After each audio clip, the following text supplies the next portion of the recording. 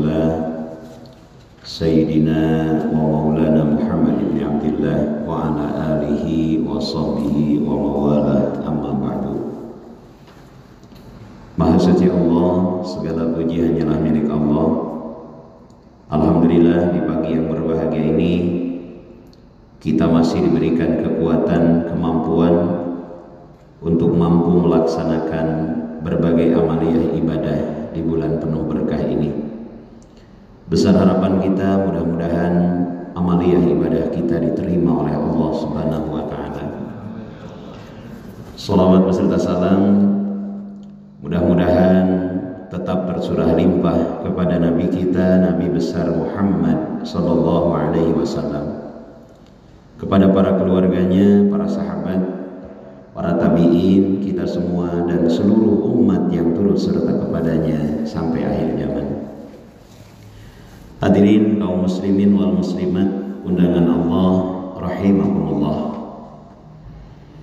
Tujuan tertinggi dari pelaksanaan ibadah saum Al-Baqarah ayat 183, kutiba alaikumus syiyam kama kutiba alal ladina min qablikum la'allakum tattaqun, agar kita semua menjadi pribadi yang bertakwa kepada Allah Subhanahu wa ta'ala. Pagi hari ini saya ingin menyampaikan ada beberapa tanda-tanda orang yang bertakwa yang terdapat di awal surah Al-Baqarah. Mereka orang yang bertakwa yang pertama adalah alladzina yu'minuna bil ghaibi, orang yang beriman kepada yang gaib. Yang maha gaib adalah Allah Subhanahu wa ta'ala. Mereka yang beriman kepada yang maha gaib, itulah mereka yang bertakwa kepada Allah. Mereka mampu merasakan kehadiran Allah Subhanahu wa ta'ala dalam setiap langkahnya, sehingga mereka menjadikan kehidupan ini tidak semuanya bisa dipikirkan, tapi ada yang harus diimankan. Hadirin yang dimuliakan Allah, apabila hidup kita semuanya kita pikirkan, tentu kita capek. Mata kita terbatas, telinga kita terbatas, hati kita terbatas. Para ulama menyampaikan al-qalbu wahidun, hati itu adalah satu. Idas tagola bisai'in sakotot angdidihi, apabila hati itu terfokus dengan satu perkara, maka perkara yang lain kita lupakan. Hati juga lemah, tidak bisa memikirkan berbagai macam. Fisik juga lemah. Dulu kita anak-anak, sekarang kita sudah punya anak. Dulu kita manggil bapak, sekarang dipanggil bapak. Dulu kita manggil ibu, sekarang dipanggil ibu. Dulu rambut kita hitam ikal berderai, hari ini ada yang mulai tumbuh uban di kepalanya. Betapa lemah kita tidak bisa mampu menolak tumbuhnya sebuah uban di kepala kita. Alladzina yu'minuna bil ghaib, mereka yang beriman kepada yang gaib. Orang yang bertakwa hidupnya melibatkan Allah Subhanahu wa ta'ala. Yang kedua, hadirin yang dimuliakan Allah, mereka yang bertakwa adalah wa yuqimunas shalah, orang yang mendirikan salat. Mendirikan salat ini berbeda dengan melaksanakan salat. Orang yang melaksanakan salat, salatnya hanya bebas kewajiban. Sebelum salat suka berbohong, setelah salat berbohong lagi. Sebelum sholat hatinya bersandar kepada dunia, setelah sholat hatinya bersandar kepada dunia lagi. Ini baru melaksanakan sholat. Sebelum sholat maksiat kepada Allah, setelah sholat masih maksiat kepada Allah. Ini baru melaksanakan sholat. Orang yang mendirikan sholat, wa yuqimunas sholat, inna sholata tanha anil fahsai wal munkar. Salat harus mampu mencegah dari perbuatan keji dan perbuatan munkar. Wa yuqimunas shalah. Walladzina yu'minuna bil ghaib wa yuqimunas shalah wa mimma razaqnahum yunfikun. Tanda orang yang bertakwa yang ketiga adalah mereka yang mau menginfakkan hartanya di jalan Allah. Ini ada kaitannya dengan alladzina yu'minuna bil ghaib. Tidak mungkin kita mau menginfakkan harta kita di jalan Allah kalau kita tidak mau melibatkan Allah. Beberapa tahun ke belakang, tatkala saat itu Komandan Kodiklat masih dipegang oleh Jenderal Gatot Nurmantio. Beliau adalah seorang ahli derma.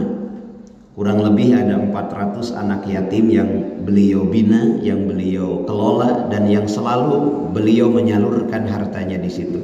Beliau banyak bercerita bahwasanya seolah-olah ada tangan-tangan Allah, yudabbirul amra minas sama, mengatur kehidupan dari langit untuk karir dan perjalanan hidup beliau. Kesaksian yang kedua, ini belum lama, baru beberapa bulan yang lalu, waktu saya ngisi peringatan Isra wal Mi'raj di Sesko TNI, saya berdialog dengan Pak Jenderal Edi Permadi, beliau komandan Sesko TNI. Ternyata salah satu yang membuat beliau mendapatkan kemudahan, beliau sangat gemar membangun masjid di beberapa tempat. Masya Allah. Jadi wa mimma razaqnahum yunfikun, orang yang mau menginfakkan hartanya di jalan Allah, tentu ini kaitannya dengan iman kepada yang gaib terlebih dahulu. Mereka yang meyakini ada kekuatan lain di balik kekuatan dirinya, mereka yang meyakini ada kehebatan Allah, ada tangan-tangan Allah. Orang-orang yang beriman kepada yang gaib, mendirikan sholat dan mau mendermakan hartanya di jalan Allah, mereka yang melibatkan Allah dalam kehidupannya. Dalam kitab Al-Hikam disampaikan, ma tawaqqafa matlabun anta talibuhu bi rabbika wa la tayassara matlabun anta talibuhu bi nafsika. Ma tawaqqafa matlabun, tidak ada kegagalan, tidak ada kebangkrutan, tidak ada kepailitan. Anta talibuhu bi rabbika, apapun yang kau inginkan apabila engkau melibatkan Allah dalam setiap urusan. Wala tayassaru matlabun, tidak ada kesuksesan yang sebenarnya. Anta talibuhu binafsika, siapapun yang hanya melibatkan dirinya saja, merasa hebat dengan dirinya saja tanpa melibatkan Allah. Hadirin yang dimuliakan Allah, saya bernasihat untuk diri saya sendiri, khususnya umumnya bagi kita semua. Mari di bulan Ramadan ini kita libatkan Allah. Salah satunya nanti tema kita adalah infak, sedekah, zakat. Hadirin yang dimuliakan Allah, kalau kita mau melibatkan Allah, di situ ada kekuatan Allah. Kita tidak cukup bersandar kepada kekuatan otak, karena banyak orang yang otaknya lebih pintar dari kita. Kita tidak cukup hanya bersandar kepada kekuatan relasi. Banyak orang yang relasinya lebih dari kita. Kita harus mengandalkan kekuatan Allah yang menguasai otak, yang menguasai semuanya. Salah satunya wa yuqimuna shalah, dirikan salat. Wasta'inu bisabri wassalat, mohonlah pertolongan Allah dengan sabar dan salat. Yang kedua, wa mimma razaqnahum yunfikun, berderma di jalan Allah. Mari kita lihat dalam surah At-Taubah ayat 103, Allah berfirman, khudh min amwalihim shadaqatan tutahhiruhum wa tuzakkihim. Di antara harta kita ini ada jatah orang lain. Bapak dan Ibu punya penghasilan, punya gaji, punya pendapatan, yang berdagang punya untung, yang bertani panen. Ingat, dalam setiap harta kita ada jatah orang lain. Kalau kita keluarkan, Allah datangkan berkah. Kalau tidak dikeluarkan, Allah paksa dengan caranya. Ada yang tiba-tiba sakit, harus keluar uang. Ada masalah dalam rumah tangga, mungkin anaknya bermasalah, atau apapun itu, harus keluar. Jadi kalau hak orang lain yang ada dalam diri kita tidak kita keluarkan, boleh jadi Allah memaksa untuk dikeluarkan oleh kita. Kita pakai motor, ban motor kita kecil, jalan besar, paku kecil, kita lewat, padahal yang lewat banyak. Kenapa ban motor kita yang kempes? Jangan marah sama paku. Boleh jadi ada harta yang belum kita keluarkan di jalan Allah. Dasar dari zakat dan infak adalah sedekah. Sedekah itu adalah beramal di jalan Allah. Kita mengeluarkan sesuatu yang kita punya di jalan Allah. Hadirin yang dimuliakan Allah, zakat adalah sedekah wajib, infak adalah sedekah sunat. Jadi dasar awalnya adalah sedekah. Sedekah yang wajib dikenal dengan zakat. Zakat ini ada aturannya. Yang pertama nisab, yang kedua haul. Jadi kalau zakat nggak sembarangan. Ada aturan, yang pertama nisab harus mencapai jumlah minimal. Kalau emas 85 gram, penghasilan kita juga dinisobkan dengan emas. Jadi bapak-bapak dan ibu-ibu dalam 1 tahun kalau sudah sejumlah 85 gram emas penghasilannya, maka wajib dikeluarkan 2,5%. Cara mengeluarkannya, mau disekaliguskan di akhir Ramadan boleh, mau tiap bulan boleh, asal dihitung dulu. Jadi dalam 1 tahun saya punya pendapatan, katakan 1 gram emas sekarang 900.000, berarti 85 gram emas sama dengan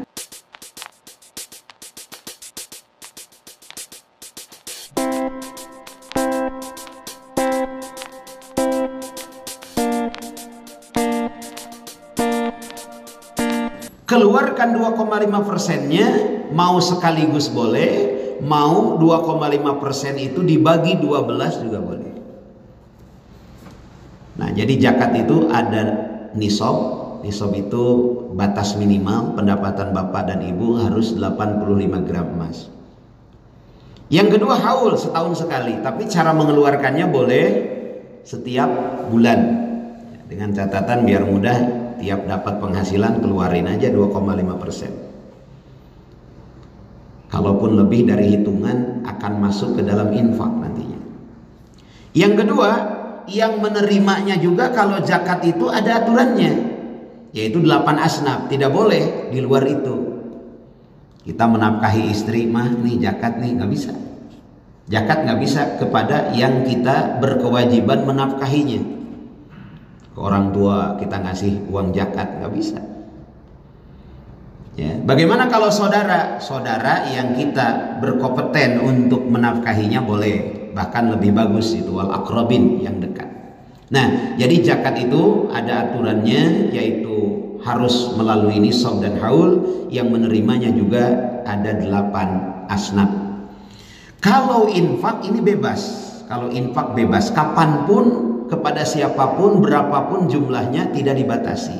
Itu infak. Ya, jadi kita dianjurkan mengeluarkan sedekah dari apa yang kita miliki. Bahkan untuk para kiai, para ulama, mereka bisa menyodakohkan ilmunya. Menurut Sayyidina Ali karramallahu wajhah, 1 huruf itu setara dengan 350 dirham. 1 huruf. Terbayang para ulama, para guru-guru kita yang tausiah, 1 kali tausiah nggak mungkin 1 huruf. Makanya udah berapa itu sedekahnya. Pak Kiai, bagaimana kalau menyodakohkan tubuh? Nah, ini untuk lebih detail nanti masalah zakat besok saja ya, biar semuanya banyak. Karena ini kaitannya dengan zakat profesi juga. Kita lebih kepada keutamaan sedekah dulu. Bagaimana kalau kita punya tubuh, apakah perlu disedekahkan? Perlu, Pak. Makanya saya berterima kasih untuk komandan di sini yang mengizinkan acara ini, juga seluruh panitia, Pak DKM dan jajarannya. Karena sholat duha ini rupanya adalah menyodakohkan tubuh kita kepada Allah. Rasulullah bersabda, "Fil insan situna wassalasu mi'ah mafsal." Dalam diri manusia itu ada 360 ruas tulang. Jadi dalam tubuh kita ini ada 360 ruas tulang. Dan ini hebatnya wahyu Allah, hebatnya Rasulullah. Makanya pantas Rasulullah dikatakan ummi. Ummi itu bagaikan seorang yang baru lahir dari ibunya. Ini menandakan bahwa yang dia sampaikan itu adalah benar-benar firman Allah. Wa may yantiqu anil hawa in huwa illa wahyu yuha. Yang disampaikan Rasul itu adalah berdasarkan firman Allah. Apa buktinya? Di zaman Rasul 14 abad yang lampau, ilmu anatomi tubuh belum ada. Ilmu kedokteran belum sepesat saat ini. Tabib saat itu belum tahu tentang anatomi tubuh dengan sempurna seperti sekarang. Tapi Rasulullah sudah tahu dalam diri manusia ada 360 ruas tulang. Dan ini kalau kita cek ke ahli tulang saat ini, benar apa yang disampaikan Rasul. Kemudian kata Rasulullah, fa'alaihi ayyatasaddaqa an kulli mafsalin minha shadaqatan. Setiap ruas tulang sedekahkan olehmu. Para sahabat bertanya, ya Rasulullah, bagaimana menyodakohkan tulang? Apa hari ini tangan cabut 1, besok jari 1? Bukan. Kata Rasulullah, sholatlah 2 rakaat. Yang dimaksud dengan sholat 2 rakaat di situ menurut para ahli hadis adalah sholat sunat duha. Kita barusan sholat sunat duha, Allahu Akbar. Begini ya Pak ya, jangan begini, karena ada yang begini ya. Jadi telapak tangan kita harus menghadap ke kiblat. Boleh di bawah telinga, boleh sejajar dengan dada. Ini yang benar. Kalau ibu-ibu ketiaknya harus rapat ya. Jadi jangan begini ya Bu ya. Kalau bapak-bapak boleh, kalau ibu-ibu jangan begini. Nah, jadi sunnahnya ibu-ibu ketiaknya rapat. Mau segini boleh. Jadi itu ada 2 hadis tentang takbiratul ihram. Boleh sejajar di bawah telinga kita, tapi telapak ke depan. Jadi jangan begini. Atau sejajar dengan dada kita. Tapi dua-duanya telapak harus menghadap ke kiblat. Nah, tatkala takbiratul ihram, seluruh tulang yang di tangan kita ini tersodakohkan kepada Allah.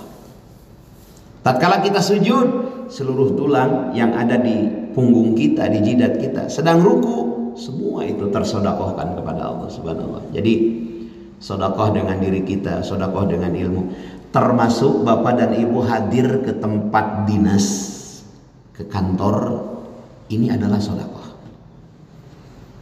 Tapi ada caranya. Apa caranya? Keluar dari rumah baca doa. Doanya Bismillahi tawakkaltu 'alallah la haula wala quwata illa billahil aliyil azim.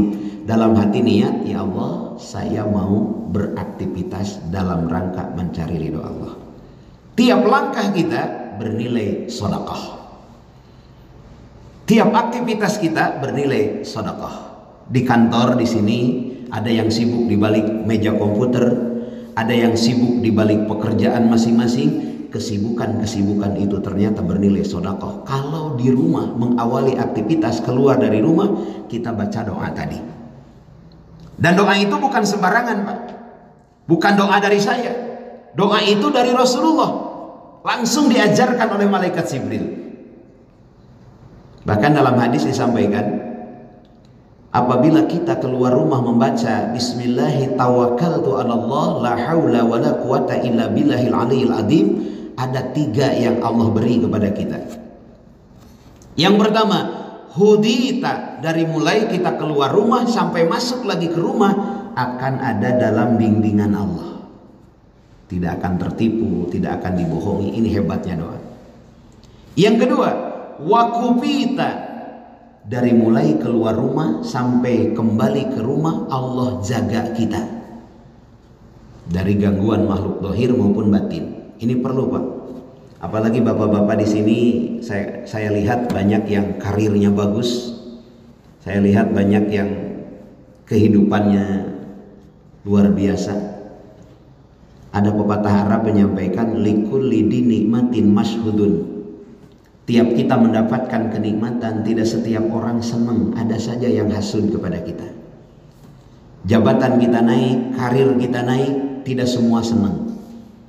Likulli nikmatin mashhudun, ada saja yang hasud. Mending kalau hasudnya dohir, kelihatan, menghindarnya mudah. Kalau hasudnya batin, ini yang bahaya. Hati-hati, Bu. Ada ilmu sihir yang spesialis memberontakkan rumah tangga.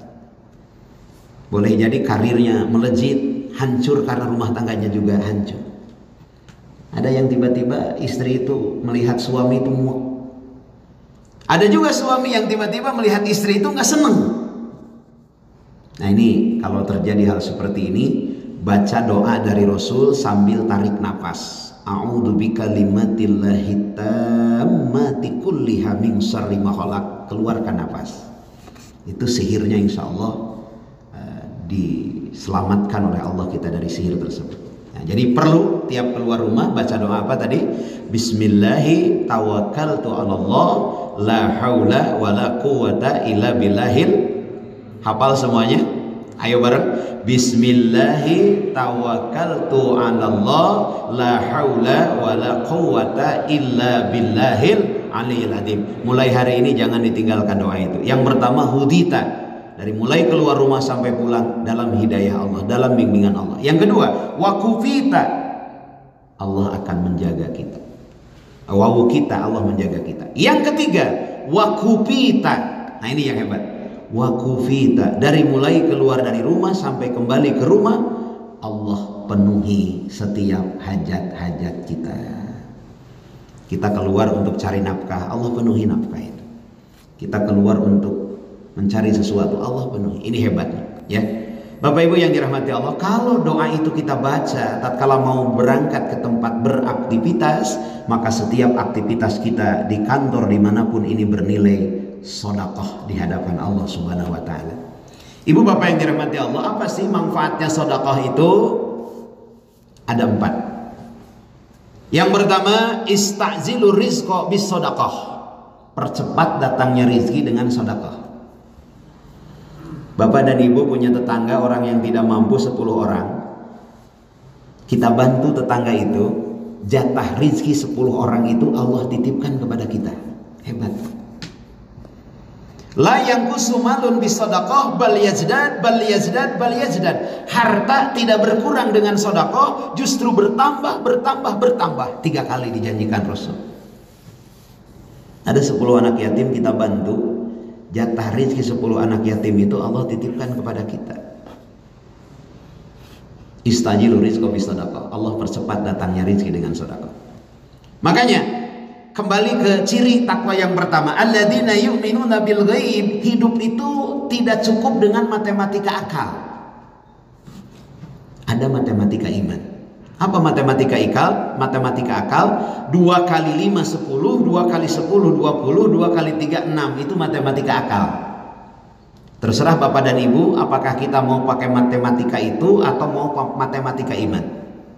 Matematika akal 2 kali 3 6, 2 kali 5 10, penghasilan 10 juta, kebutuhan 9 juta 500, berarti dalam 1 bulan hanya nyimpan 500 ribu. Kapan kebeli rumah, kapan kebeli mobil, kapan bisa haji, kapan bisa memberi kepada orang tua. Kalau matematika akal. Apalagi kalau penghasilan hanya 5 juta, kebutuhan 6 juta, tekor 1 juta. 1 tahun sudah 12 juta tekornya. Kalau matematika akal. Tapi kalau matematika iman, ini yang hebat. Matematika iman, 1 juta dikurangi 100 ribu sama dengan 1.900.000. Hebat. Matematika iman, 1 juta kita kurangi 100 ribu sama dengan 1.900.000. Kok bisa? Al-Quran yang bicara. Allah berfirman dalam Al-Quran, man ja'a bil hasanatin falahu asru amsalihah. Ini di luar Ramadan, Pak. Kalau di luar Ramadan tambah lagi 700. Man ja'a bil hasanatin, 1 juta kita keluarin 100 ribu. Kita ingat kepada orang tua yang telah mendidik kita, yang telah membesarkan kita. Mereka rela kurang tidur, yang penting kita nyenyak. Mereka rela kurang makan, yang penting kita kenyang. Untuk menyekolahkan kita dulu, geus teu isin nganjuk ngahutang, itu orang tua kita, Pak. Percis kita kepada anak. Asal kebutuhan anak terpenuhi, terkadang tidak malu kita pinjam dulu sama teman. Ada rizki dapat gaji 1 juta, ambil 100 ribu, kita beri orang tua kita. Bersedekah kepada orang tua. Tapi tentu bukan zakat, ini namanya infak. Yang 100 ribu janji Allah dalam Quran, man ja'a bil hasanatin falahu asru amsalihah. 100 ribu kali 10 1 juta. Yang 1 juta dikurangi 100 ribu, sisanya 900 ribu. Yang 100 ribu yang disedekahkan berubah menjadi 1 juta. Maka dengan bersedekah kita mempergunakan matematika iman. Boleh Bapak punya gaji tidak dikeluarkan sedekahnya, tapi matematika akal. Gaji 10 juta, kebutuhan 11 juta, tekor, Pak. Tapi kalau kita melibatkan Allah dengan bersedekah, maka matematika iman terjadi dalam hidup kita. Itu satu manfaat sedekah yang pertama. As-shadaqatu istajilu rizqa bis-shadaqah. Percepat datangnya rezeki dengan sedekah. Jadi kalau hari ini cicilan agak puyeng gitu kan. Yang kemarin itu yang motornya susah hidup, setor kan gitu ya. Kalau yang pada KM kan udah lunas, cash. Hari ini agak susah nih cicilan, agak susah nih ekonomi. Jangan jangan memperkecil sedekah, justru kesempatan kita perbanyak sedekah. Apa yang bisa kita beri? Fa amma man a'ta wattaqa wa shadaqa bil husna fasanuyassiruhu lil yusra. Allah akan memberikan jalan kemudahan. Itu yang pertama, sedekah. Yang kedua, as-shadaqatu daf'ul bala. Boleh jadi musibah tidak terjadi kepada kita, Allah tahan musibah itu, Allah jauhkan bencana itu kepada kita karena kita bersedekah. Yang ketiga, as-shadaqatu kafaratul uyub. Sedekah itu akan menutup aib-aib kita. Bapak masih dihormati, masih disegani karena Allah tutup aib-aib kita, Pak. Saya masih disebut Pak Kiai, Pak Ustadz, Pak Ajengan karena Allah tutup aib saya. Kata Bapak, memang beda ya, Ustadz, Kiai, Ajengan? Beda. Kalau Ustadz bahasa Arab artinya guru. Makanya manggil Ustadz jangan dipotong. Ustadz, nggak ada artinya itu. Kemarin saya syuting di TVRI, Satpam nanya, sudah beres Tad? Sudah Ton? Gitu apa nih saya nyebut Ustadz ya tuh. Ustadz itu bahasa Arab. Kiai singkatan KIAI, Kokolot Ideologi Agama Islam. Walaupun masih muda usianya, ilmunya tinggi, pantas dipisepuh, pantas dipikolot kiai. Ajengan di ajeng-ajeng, nggak ada imam, nggak kapayun, ajengan. Di kantor nggak ada yang mimpin doa, silahkan pimpin, ajengan. Di ajeng-ajeng. Baik, kita dihormati hari ini karena Allah tutup aib kita. Yang keempat, manfaat dari sedekah adalah as-shadaqatu kafaratud dunub. Sedekah akan menutup dosa-dosa kita. Benar selamanya bukan malaikat, salah selamanya bukan setan. Apalagi waktu muda dulu. Kalau buah maker ngora mah hasem wajar, ngan geus kolot hasem kene kurang ajar. Jadi kalau waktu muda dulu kita jarang baca Quran, masih mending. Sekarang sudah tua, nggak mau baca Quran. Siapa yang mau nemanin kita di kubur nanti? Yang akan mencahayai rumah kita, yang akan mencahayai akhirat kita, yang akan mencahayai hati kita adalah tilawatul Quran. Bapak Ibu yang dirahmati Allah, sampai jam 9 waktu saya tausiah hari ini. Tidak ada dialog hari ini. Ya, yang mau bertanya disimpan saja. Besok kita kaji lanjut tentang sedekah ini, tentu lebih spesifik tentang zakat. Mudah-mudahan ada manfaatnya. Kita berdoa kepada Allah dengan hadirnya di tempat ini. Semoga Allah berkahi harta kita, berkahi keluarga kita, berkahi usia kita. Terutama kita bermohon, semoga Allah memberkahi pintu rizki kita. Tempat ini adalah pintu rizki bagi bapak-bapak. Semoga Allah berkahi semuanya. Kita tutup dengan doa akhir majlis. Subhanakallahumma wa bihamdika asyhadu an la ilaha illa anta astaghfiruka wa atubu ilaik. Tawassalna bi ta'allumin, tawassalna bi ta'lim.